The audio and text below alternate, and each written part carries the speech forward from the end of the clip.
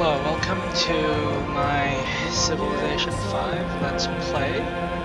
I will be playing Civ 5.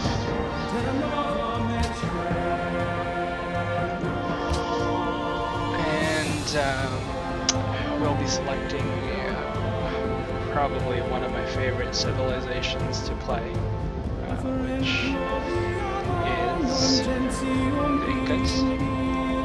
It's very unique in that it works with only a certain type of map, usually land-based. They have bonuses related to cultivating hills around their cities. I'm going to bump down the difficulty to Emperor, just so it's a lot more fun to play that way. And also I haven't been playing for quite a long time. Standard, I like. Some people like to go epic or marathon even, but there's quite a bit of discussion that those longer game speeds tend to unbalance the game difficulty in favor of the human player. So you could be playing on deity and on marathon speed, and that would tend to favor human players. There's just a much longer game time for you to win the game, and a lot of other things to go on. I like to play on huge map sizes. It just gives a lot more flavor, a lot more time for civs to meet, and the important thing for me is the city-states. There's just a lot more going on with the 24 city-states. I think this is the largest game map that you can have. Okay, so we're going to try the Incas on a Pangea. Huge map, 24 city-states, 12 players in total. Emperor, which is my fun difficulty, although I've beaten this on Immortal, not yet on Deity. And standard game speed. So let's go.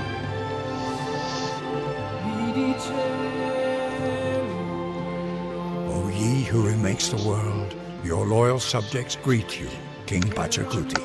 You rule the Inca people. From their beginnings in the small state of Cusco, the Incas displayed their potential for greatness, marching to war against their many enemies, crushing their armies into dust, and carving for themselves a mighty empire stretching from Ecuador to Chile. Indeed, they built the greatest empire ever seen in pre-Columbian America. More than mere soldiers, your people were great builders and artists as well, and the remnants of their works still awe and inspire the world today. O King Pachacuti, truly are you called Earthshaker. Will you once again call upon the ground itself to fight at your side? Your armies await your signal. Will you restore the glory of your empire? Can you build a civilization that will stand the test of time? Okay, so that intro is always very interesting. I like to listen to that narration. So, just going, you can see here, this is your first unique unit, standard arranged, nice and useful for the early game.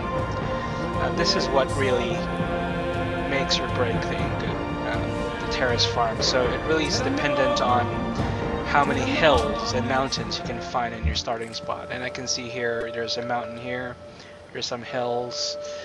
Basically, the more mountains are, I believe, surrounding a hill, the more food tiles you can, or food you can produce per tile. So I'm going to move this worker, or this warrior.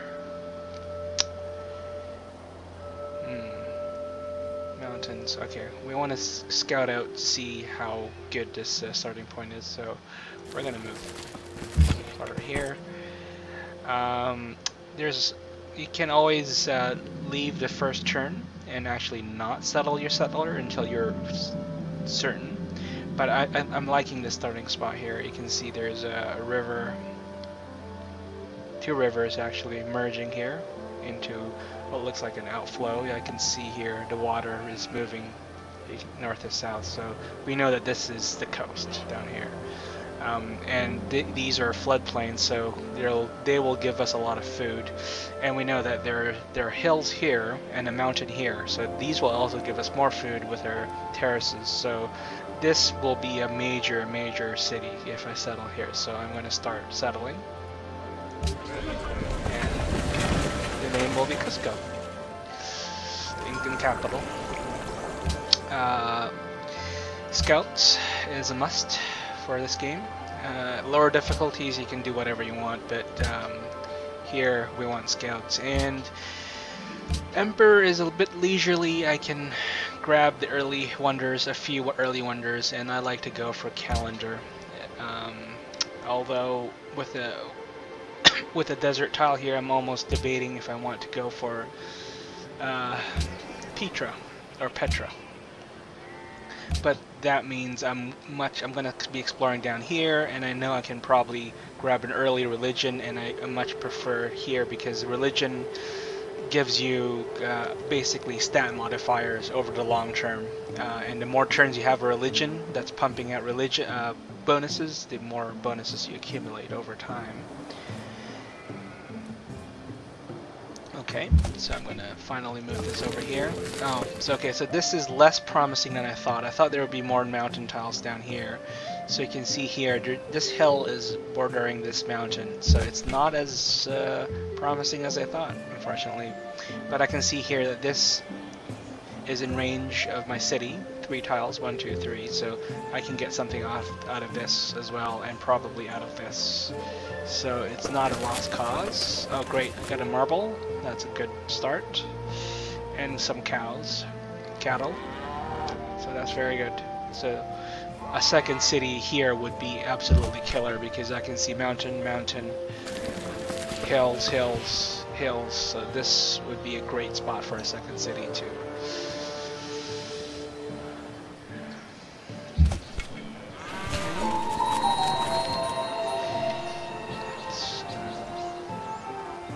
This is an unexplored ruin, so usually we get something nice out of here. My scout is out. So my warrior is exploring here, so I'm going to send... And we know this is the coast down here, so we can send someone here down later, but we want to check the map, as much of the map as possible. Desert up here. So, moving here. And we want a second scout. And this is nice too. Technology. Perfect. Okay, this is very nice here because I know that this floodplain is going to keep going, and I can have a third city or a second city here that's going to be producing massive amount of food. Okay.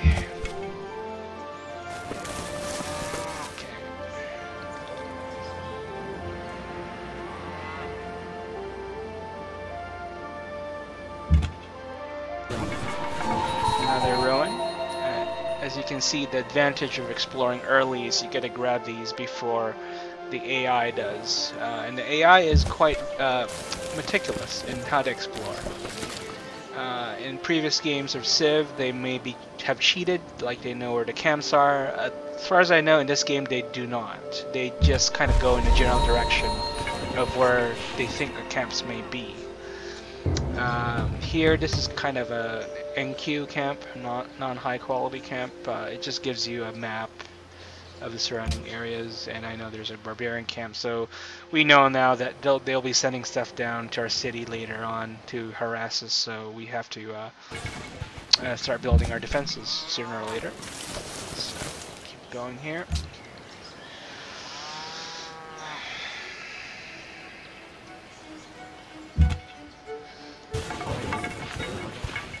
Mae fi yw buddig, brenhines y Celtiaid, peidiad neb am tambrysoi.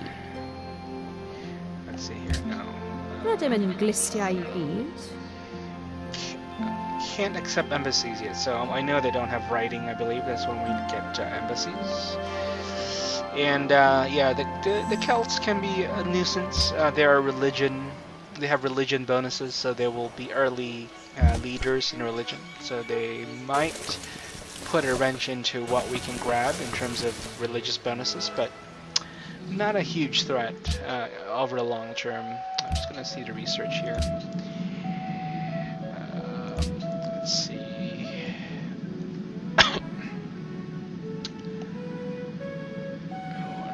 Mathematics. Source writing. Here we go. Yeah, allows embassies is in writing. So we know they don't have this tech yet, and they're probably around our same level. Again, at higher difficulty levels, which Emperor is, AIs get bonuses.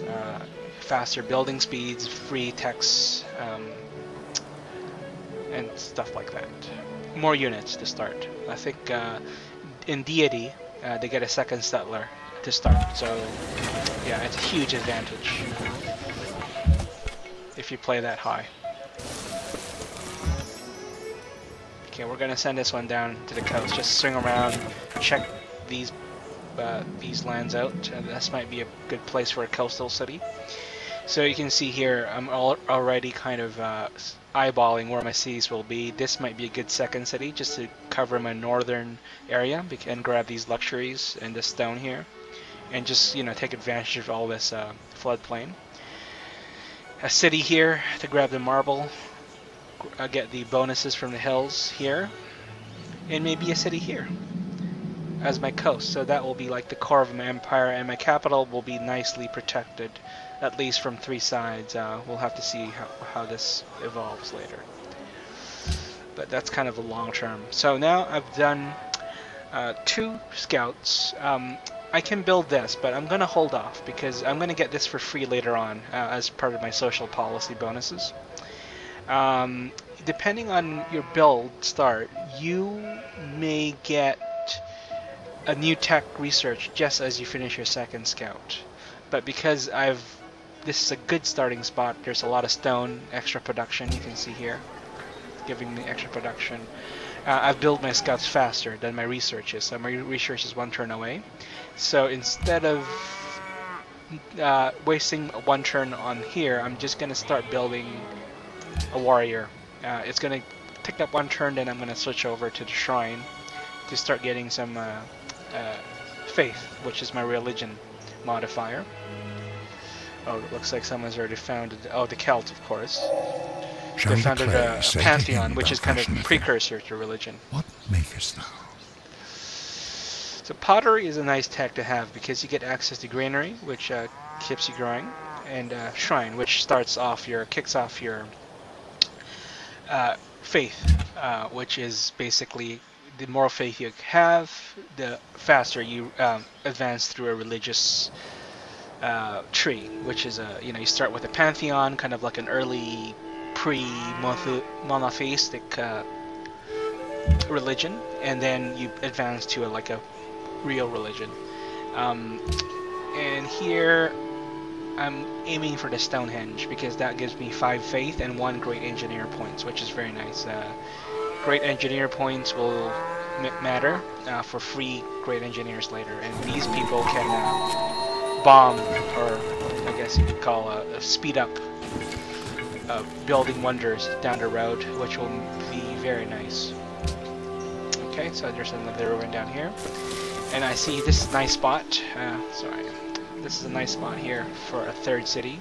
It's not quite the coast, but actually the coast is probably down here. I can see there's this little bit of a thing here, but you can see here this is hill, 2 luxuries, more hills, mountain, hills.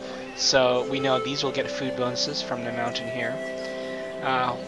These are not ideal tiles, but I can get a food bonus here from this hill here. Probably build a market here because they don't really give a lot of food, just tundra. Okay, it's shaping up to be a nice start. I'm not too crowded in by a close by hostile civilization, which is always nice. Okay, so with my early warrior, I like to send them out to explore, but then I like to swing them back just as I'm getting my first workers, because I need to protect them from barbarians.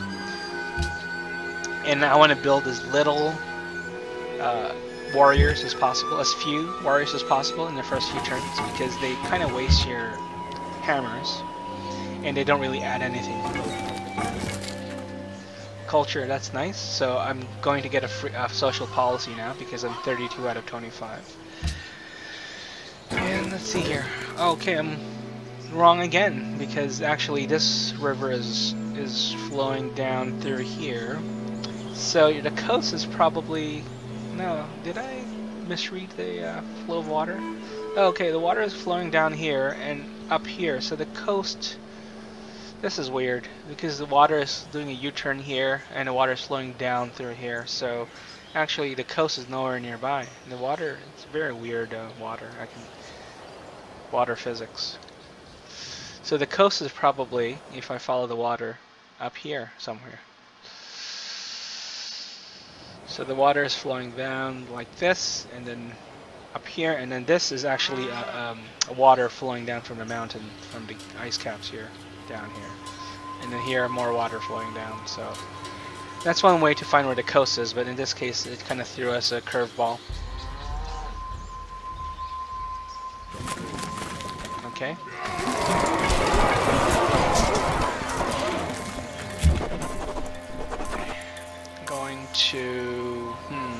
I'm going to chance it and move this to the forest. And oh, I can see my first city state. That's perfect. I've met her. And you can see here I've 30 gold, so that means I'm the first to meet them. If you've met a city state that someone else has already met, you only get half that, which is 15 gold. Okay, that's perfect. So my social policies, I used to like to go Liberty because it gives you a free worker, some extra production, and a settler. But actually, since there's a lot of rebalancing of the social policies and the patches that went in the last couple of years since Brave New World, which was the last expansion, and likely the final expansion, Tradition has become my go-to one because I get an early wonder boost. I get some defensive boost and a free, basically, unit I can station in my city. It's free if I station it. And I get free monuments when I get hit legalism. And then these extra food and growth bonuses is very nice because it keeps my capital growing, which is great. So I'm going to go with Tradition. Oh, and the opener bonus is 3 culture from your capital. So this is going to go from 1 to 3 if I unlock this. 1 to 4, sorry, yeah, so that's 1 plus 3, okay? Okay, and then we can move this here. More mountains, good. And I like to also contemplate the beauty of the soundtrack. It's quite nice.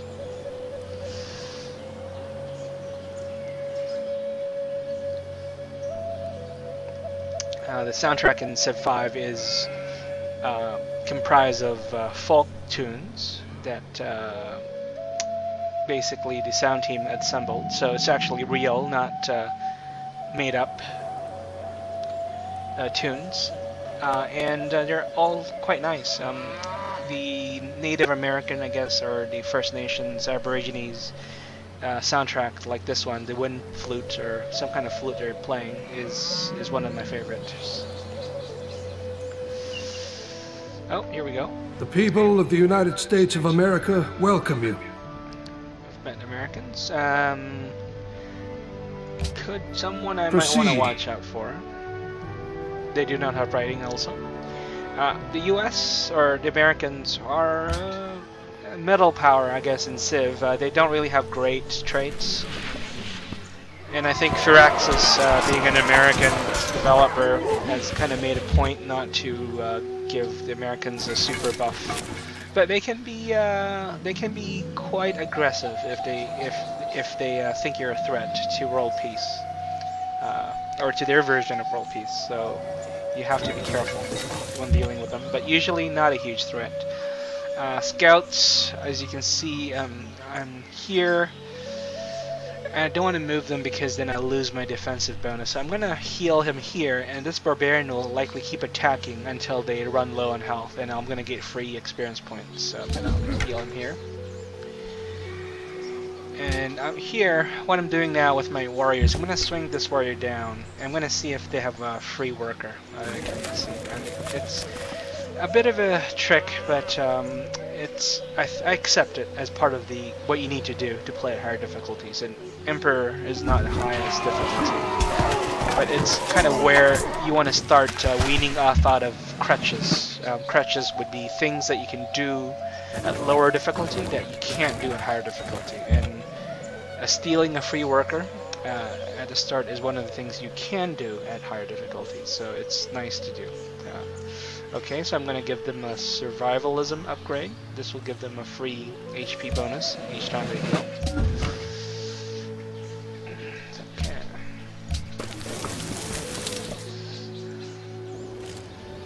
Japanese. 武勇の誉れ高き貴殿にご挨拶を申し上げたく、さらに公正かつ公平なる連携を心よりお願い申し上げまする。 Oh, ちゃんと聞いておる。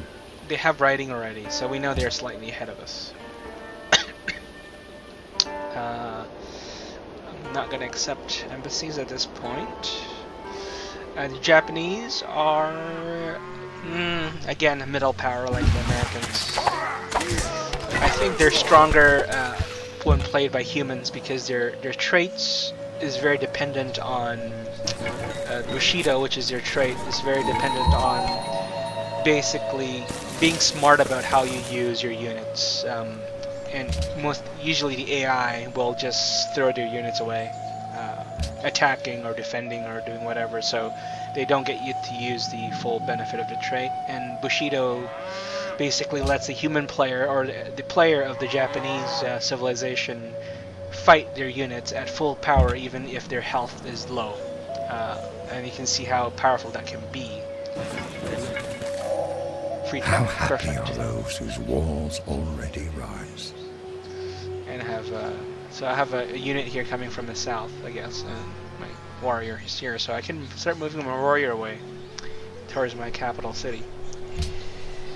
And I free tech. I'm gonna keep moving up. So they do not have a worker at this point yet, so I'm going to start moving my warrior back.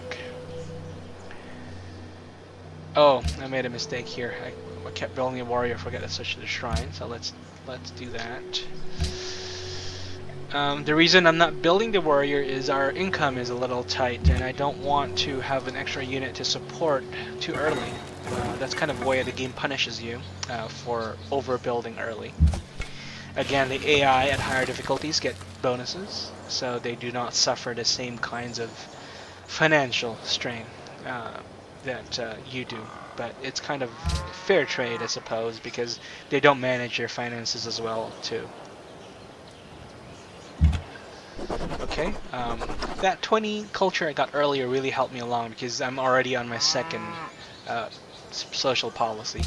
So I'm going to be aiming for this because this will give me, I'm going to try to go for the Stonehenge. So with this I can actually rush or help rush my Stonehenge build. Yes. And because we messed up, hopefully we can time it so that this finished building as this switches over, so we don't really lose too many turns. Okay.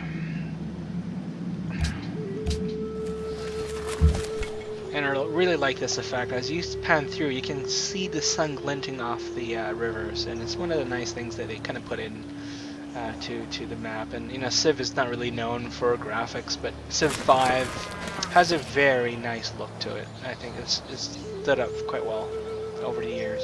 And this game is almost 6 years old.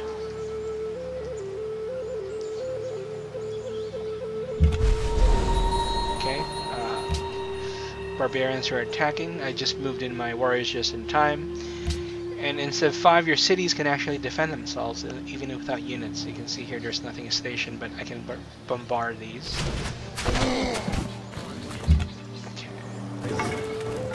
Oh, and there's another city-state. 30 gold, so I'm the first to meet them. And I'm going to camp my warrior right here, waiting for them to make their first move.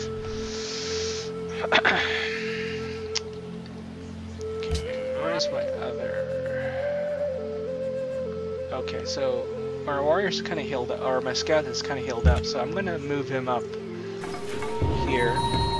Okay, so there's a barbarian camp. Try to explore more of this, and maybe swing south and just grab this part here.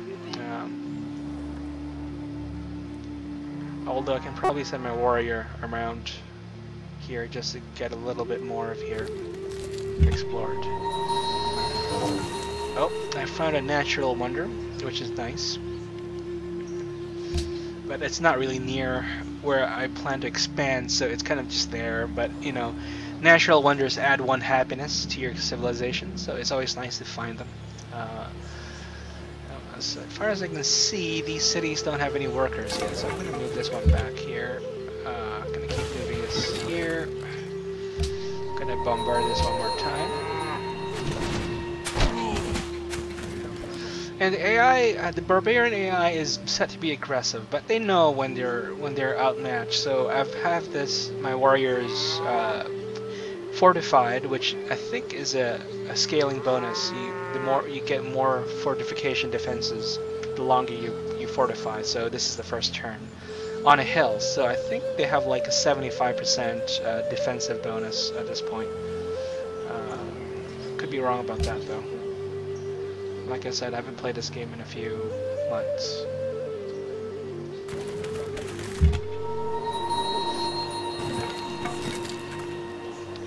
Okay, so here, this is gonna do quite a bit of damage. And I'm gonna send my warriors in to kill off the barbarians. And you can see here, decisive victory. I have a bonus versus barbarians of 20%, and that is a bonus that you get at Emperor difficulty. I think that goes away on deity. You don't get a bonus against barbarians. Still no workers. Interesting. Okay, so we're gonna keep exploring. They will probably attack me because there's 2 units here, I'm damaged, this is not, and they have enough health, I think, that they'll try to make a run for it. Eu sou Pedro, imperador do Brasil. Tenho pouco tempo para gracejos. O que o traz aqui?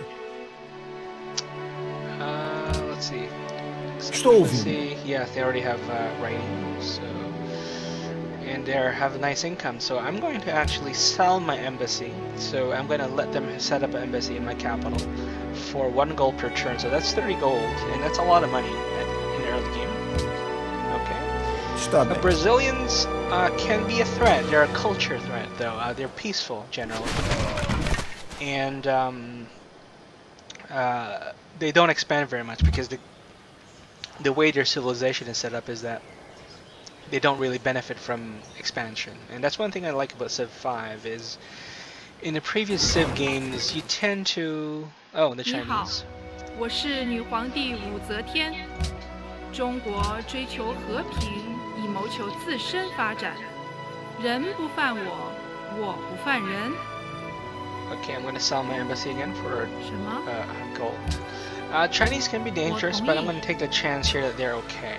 The Chinese are rational actors in diplomacy. I would think they can hate you for no reason, but usually it means because you're going to win, or they know you're going to win. So otherwise, they're not someone they're nice to have around, but not a huge threat usually. So to go back to my point earlier, Civ 5, what I like is you're allowed to experience many different kinds of AI play. It used to be in the older Civ games, AI basically, all they knew what to do was to expand. And that means building as many cities as possible and churning out as many units as possible. And just, overwhelming you, and, it's all interchangeable. You have different leader heads, but they're basically more or less the same. Some are less aggressive, some are more. Civ 5, the way the game is structured is you actually there's benefits to not expanding too much. So some civs won't expand very much because they benefit because their grand strategy benefits from it. And Brazil is one of those civilizations that won't expand very much because they're focused to culture. They want to get a cultural victory, so they build a lot. They kind of turtle in a bit. And so they're nice trading partners, they're nice allies to have for the rest of the game, because if you're not going to win culture, they'll just be there to help you out, because they'll be there taking space. You don't want them to get swallowed up, because whoever takes over their capital city is probably going to get a bunch of wonders to go along with that, and that's a big threat. So kind of in early stages already, I'm kind of already formulating that Brazil will be a friend to the United States. I'm not sure yet. China might be a threat because we're kind of close. They will probably expand south, and I will expand north, and, well, you know what happens. But I don't know where the Americans are, and I don't know where the Brazilians are, so that's kind of a question at the moment. And I see that they've built a worker, and I'm about to do one of the, I guess, exploits you could call it. So teach us to number our days, so that we may apply our hearts unto wisdom. Okay, so the exploit here is you basically declare war. In the early game, you can declare war in a city-state. You do get a penalty, a warmonger penalty, but it's so early that by the time you're kind of in the middle stages of the game, it's worn off.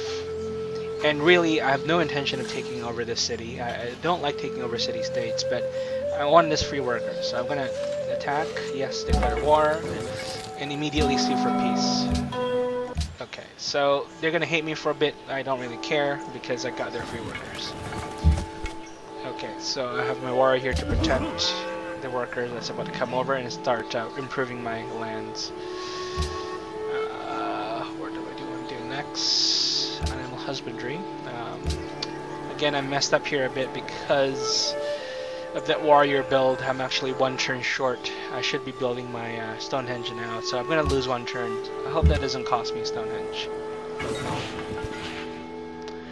This is Beijing, so we know that the Chinese capital is here. They probably have not built their second city yet. And you can see here, AI advantages on Emperor. They probably had an early worker, so they already almost finished their, actually finished their gold mine. That's one big advantage there.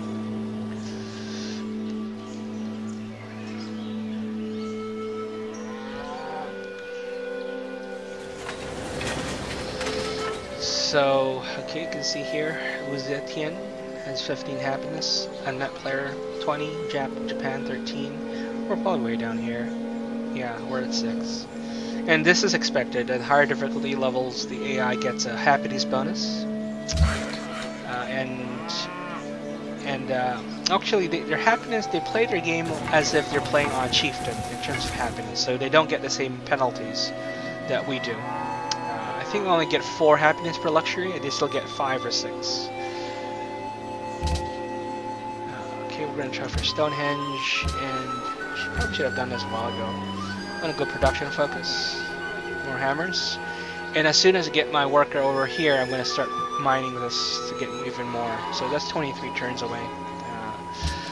This is a bit of a crutch. I don't think this gambit works very well, even on Immortal, building an early Stonehenge, but I like to play the religion game in Civ. That's why I kind of like Emperor, because I can get the religion early. Something that I probably can't do on a higher difficulty level. Like I said, though, I've beaten it on Immortal, so I can kind of play that game, which is basically spending the first half of the game catching up to the AI and overcoming all the advantages. But it's not fun after a few games. It's not really it's not really the kind of game that I like to play, and some people like that kind of challenge where they're playing from behind the whole time, but for me it's about the grand sweep of history, and you gotta be able to feel like you're on even keel or even par with the AI for most of the game, and you just don't get that at higher difficulties because it's not meant to be fair. It's meant to be really hard. So I want to send this down here, I think, just to wrap up my exploration.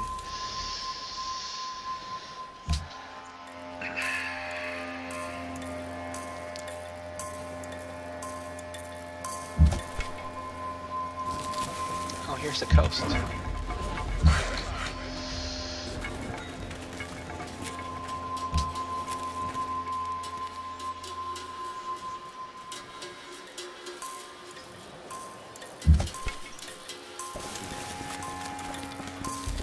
don't want to send him too far away because I'm worried about a barbarian popping in from up north here, and I have no one to defend.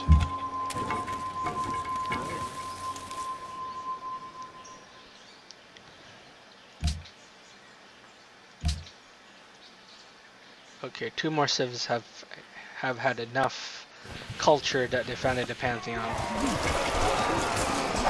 And you can see what the AI is doing here is they had 2 units, they flanked me and then attack with 1 unit because you get a flanking bonus if you have a unit next to a unit you're attacking. So this unit is next to this unit. So this unit gets a flanking bonus to attack me. So when I try to attack him, you can see here there's a +10 flanking bonus on the enemy side, not on my side. So I'm gonna retreat this guy here. Moving him up here. Okay, this is a lot of ice here, so it's probably gonna be useless territory. The AI will still sometimes like to build a city down here, so I gotta watch out for that. But you know, it's their loss if they try to do that. Okay, so you can see the Japanese are exploring down here. So the coast is actually here. Okay, do I want to rest? I should rest up this scout here. I'm gonna move him into my city.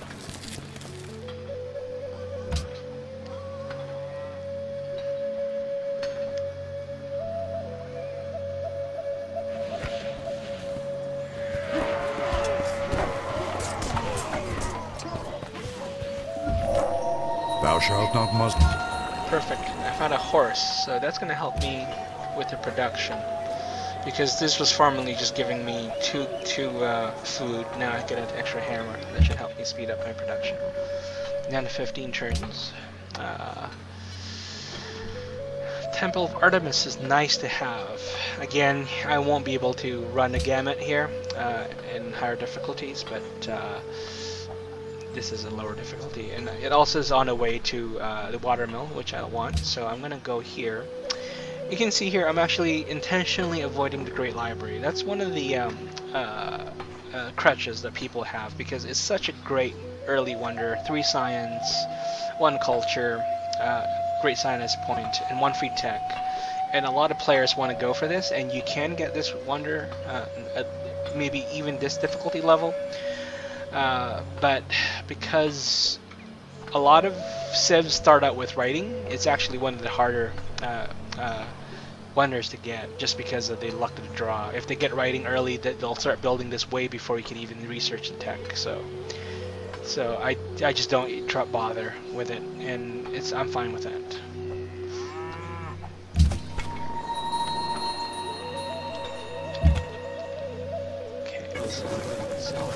This is a nice place to settle, but you know, it's full of ice, so I don't really know what I can do with this.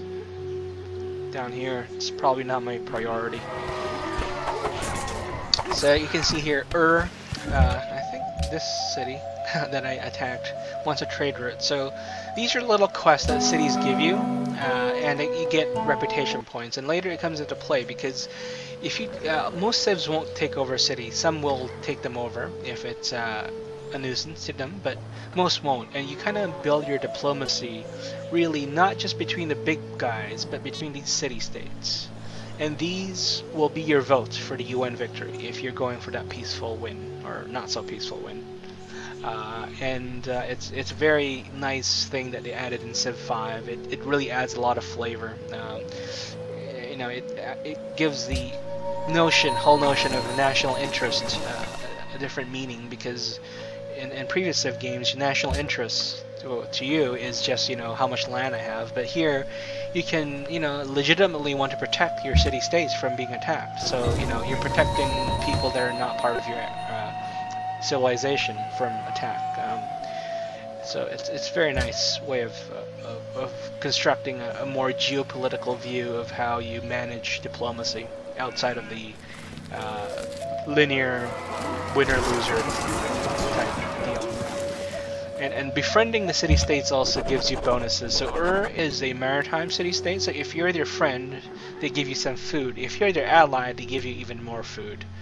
I'm gonna butcher this. Mbaza, Congo, is a African city-state, and they're militaristic, so they'll give you free units. Kind of nice to have. You can actually, I can sometimes, if I can befriend one of these early on, I don't really have to build a military at all because they just keep gifting me units every 20 turns or 30 turns, and I get an army by the time I'm ready to fight a war. Okay, I'm gonna go here because there's nowhere for me to go, and this is gonna give me a free unit if it's garrison. That's why I moved my unit into the garrison here, because as soon as I turn this on, my gold income is gonna go up, I think. So let's try it. Yeah, it went up. Okay, so as long as I garrison my units here, I get a free unit, basically. And it's nice for the kind of game I play. I'm not a very aggressive kind of player. And it kind of, but you want to be able to defend yourself, so in order to do that, you want units, and the units cost money to maintain, and one way to get around that is if your units is free if they're stationed in your city. So here you go. So as long as you're not attacking, you can kind of keep a sizable army in your cities as deterrent. And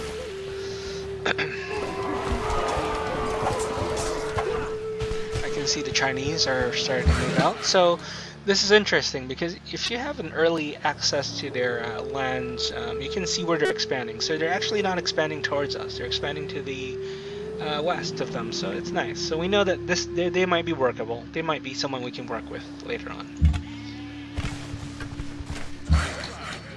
Okay. Promote a unit. Give them a scout. Or survivalism too. Okay. When do I want to move this? We know there's 2 city-states here. There's probably more city-states hiding somewhere, and let's explore this part here. One of the things with city-states is the earlier you find them, the better, because you get the free gold bonus, you get the first finders bonus, and just being able to build a relationship with them earlier on is always nicer. And you also know where to go to find them later on. Gadewch I ni uno ein beddynoedd, ac elwa o'r herwydd. Okay, let's build a war chest. Mae'n rhaid I ni wrthod. Byd siŵr. Neutral. And yeah, embassies do grant a bonus to relationships. So you want embassies.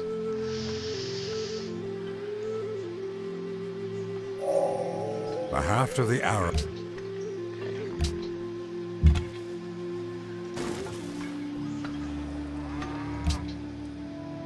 Is the following trade of interest to you?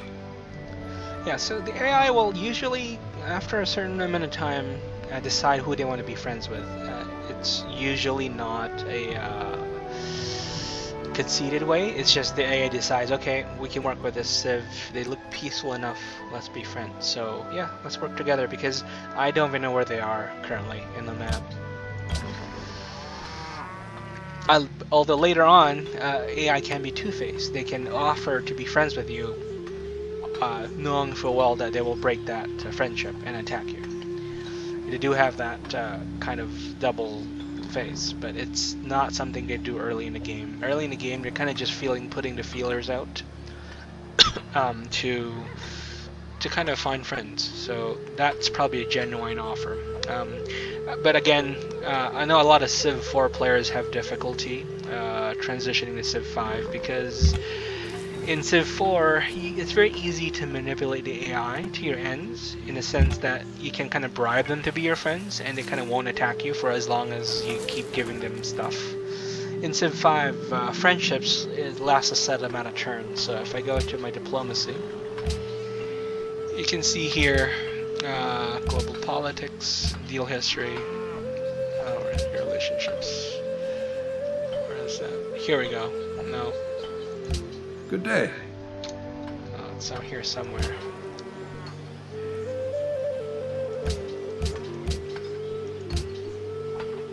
Friends with you. 50 turns left. So you know, a game could run, I think, 300 turns, 400 turns.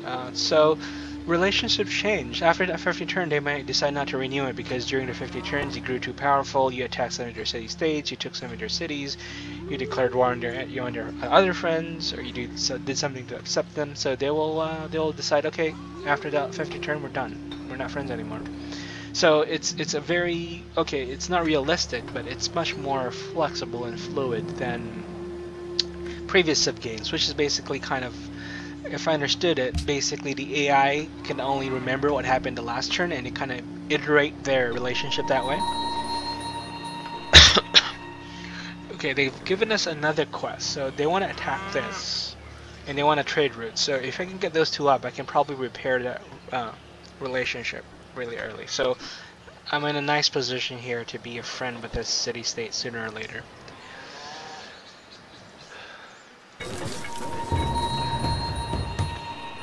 Okay.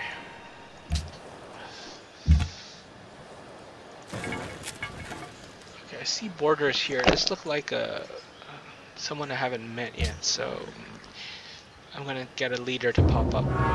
Oh, I've got beaten on Stonehenge.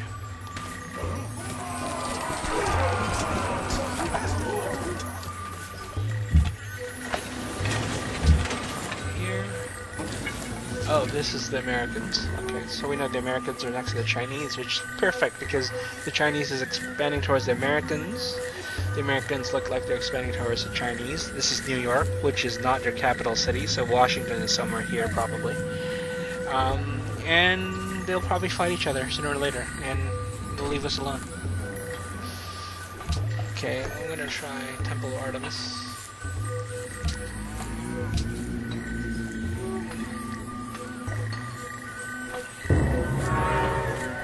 Okay, so here, Great Library is already built as well.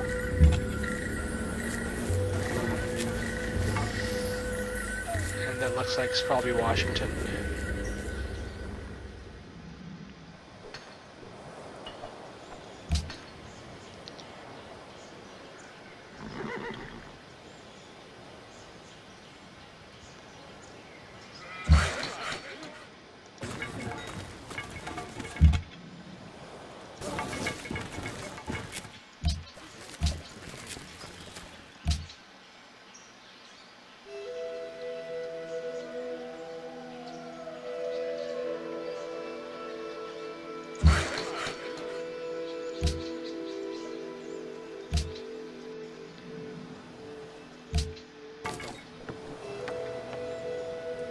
What I think I want to do here is, no, I'm going to leave that station there for now.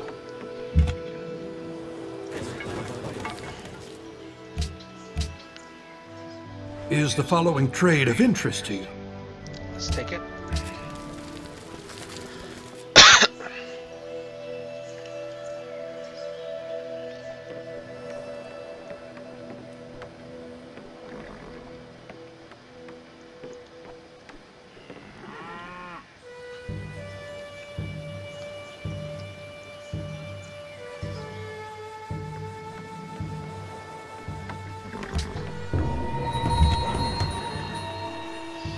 So we're going to stop the game here. It's been, I think, half an hour. So yeah, this is my first Let's Play Civilization 5 on the Incas. See you later.